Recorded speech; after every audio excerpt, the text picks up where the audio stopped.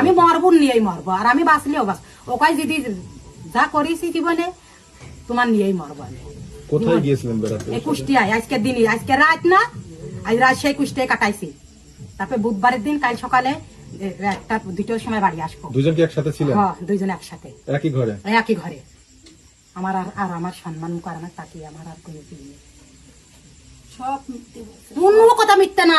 ডেকে নিয়ে আয়, ডেকে নিয়ে আয়, মসজিদে উঠবো, তোর স্বামী কোরআন নেবে, আমু কোরআন নেবো।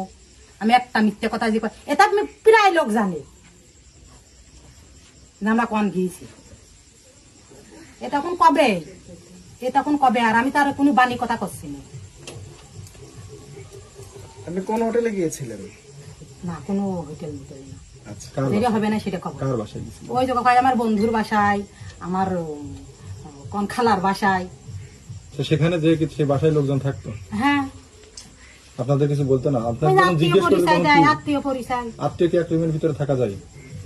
কয় যে আমার বউ, সে যেখানে নিয়ে যায় আপনার কি পরিচয়? কয় যে আমার বউ। আমি মিছে কথা একটু কব না, এমনি তো পুড়িয়ে মরিয়ে ছাইয়ে যাচ্ছে। মিছে কথা আবার পেয়ে কি করবো?